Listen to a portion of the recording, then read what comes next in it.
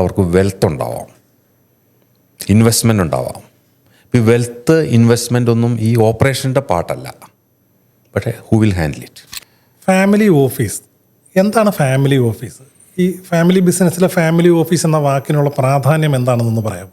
Yes, അതിപ്പോൾ relatively family office എന്നുള്ളൊരു പുതിയ പദമാണ്. അല്ലാണ്ട് തന്നെ നടന്നുകൊണ്ടിരുന്നു. ഇപ്പോൾ ഫാമിലി ബിസിനസ് ഒരു മേജർ ടോക്കായിട്ട് വന്നു കഴിഞ്ഞപ്പോൾ ഫാമിലി ഓഫീസും പൊങ്ങി വന്നു കഴിഞ്ഞു. ഇപ്പോൾ ഫാമിലി ഓഫീസ് എന്ന് വെച്ചാൽ മെയിൻലി ഉദ്ദേശിക്കണം എന്നാന്ന് വെച്ചാൽ നമ്മൾ ബിസിനസ് ഓഫീസ്, അതായത് ബിസിനസ്സിൻ്റെ ഓപ്പറേഷൻസും ആക്ടിവിറ്റീസും ആയിട്ട് കഴിഞ്ഞാലും ഒരു സിസ്റ്റം അവിടെ വർക്ക് ചെയ്യുന്നുണ്ട്. അവർ they are confined to the business operations.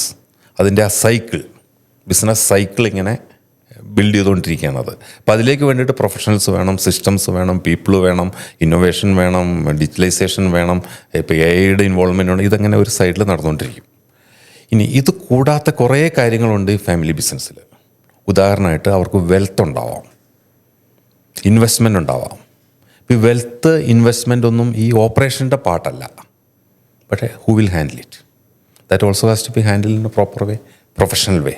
അതുകൊണ്ട് ഈ ബിസിനസ് ആക്ടിവിറ്റീസിൽ നിന്ന് ഡിമാർക്കേറ്റ് ചെയ്ത് ഒരു ഓഫീസ് ഫോം ചെയ്യുകയാണ്. It's a family office.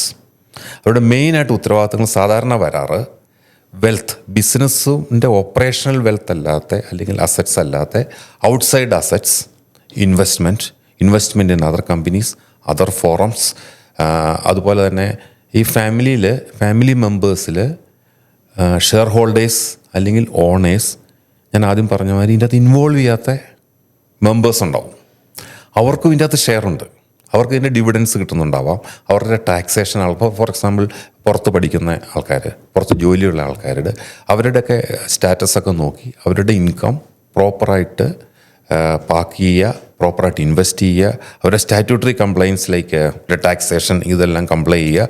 അവർക്ക് വെൽത്തിൻ്റെ ഷെയർ ഉണ്ടെങ്കിൽ അത് അവരെങ്ങനെ ഹാൻഡിൽ ചെയ്യണം, ഇങ്ങനെയുള്ള കാര്യങ്ങളെല്ലാം ഒരു പ്രൊഫഷണൽ ബോഡി ചെയ്യും. പിന്നെ വേറൊരു പ്രധാന ഉത്തരവാദിത്തം അവർക്ക് സാധാരണ ചെയ്യാറ് സക്സഷൻ പ്ലാനിങ്, അതിൻ്റെ ഒരു പാർട്ടും well set professional family office ആണെങ്കിൽ അതും കൂടി ചെയ്യാറുണ്ട്.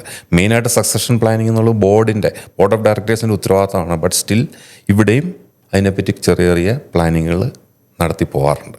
അപ്പോൾ ഈ ഫാമിലി ഓഫീസ് തന്നെ ഒരു വാക്കോട്ട് അഡീഷണലായിട്ട് പറഞ്ഞാൽ നമുക്ക് രണ്ട് രീതിയിലുള്ള ഫാമിലി ഓഫീസുകളുണ്ടാവും.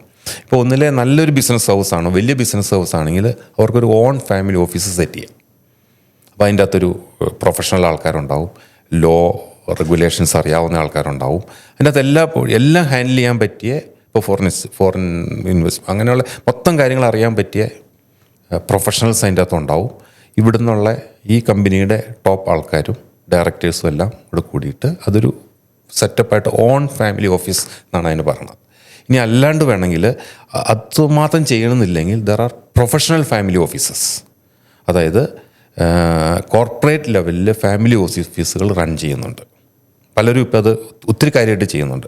അപ്പോൾ അവർ പലരെയും ഹാൻഡിൽ ചെയ്യുന്നുണ്ടാവും, നമ്മുടെ മാത്രമല്ല. അപ്പം നമുക്ക് അതിൻ്റെ ഗുണമുള്ള എന്നാന്ന് വെച്ചാൽ, അതുപോലെ ഞാൻ പറയാൻ വിട്ടുപോയത് നമ്മുടെ CSR ആക്ടിവിറ്റീസ്, നമ്മുടെ ധർമ്മ സ്ഥാപനങ്ങൾ നടത്തുക, അതിൻ്റെ നടത്തിപ്പ്, അതൊക്കെ നന്നായിട്ട് നടത്തും. ധർമ്മസ്ഥാപനങ്ങൾ നടത്തിയാൽ നന്നായിട്ട് നടത്തണമല്ലോ, അല്ലെങ്കിൽ അതില്ലാണ്ടായി പോവില്ലേ. അപ്പോൾ അതൊക്കെ ഈ ബിസിനസ്സുകാരെ കൊണ്ട് ചെയ്യിച്ചാൽ കുഴപ്പമെന്നു വെച്ചാൽ ഈ ബിസിനസ്സും ഇല്ല, അതിലും ഇല്ലാണ്ട് ഡൈല്യൂട്ട് ചെയ്തു പോകും. അപ്പോൾ ഈ ഓഫീസ് പ്രധാന സംഭവം അതാണ്. ഈ പിന്നെ ട്രസ്റ്റുകളുണ്ടാവാം, അതുമായിട്ട് ബന്ധപ്പെട്ട കണ്ടിന്യൂസ് ആയിട്ട് നമ്മൾ ഈ കോർപ്പറേറ്റ് സോഷ്യൽ റെസ്പോൺസിബിലിറ്റി കാര്യങ്ങൾ ചെയ്യുന്നുണ്ടാവാം. ഇതെല്ലാം മോണിറ്റർ ചെയ്യുക എന്നുള്ളതാണ് ഈ ഫാമിലി ഓഫീസിൻ്റെ കാര്യം. ഇത് ഞാൻ പറഞ്ഞ മാതിരി ഒന്നിലെ ഓൺ ഓഫീസ് വയ്ക്കാം, അല്ലെങ്കിൽ പ്രൊഫഷണൽ ഓഫീസുകളെ നമുക്ക് ഹയർ ചെയ്യാം.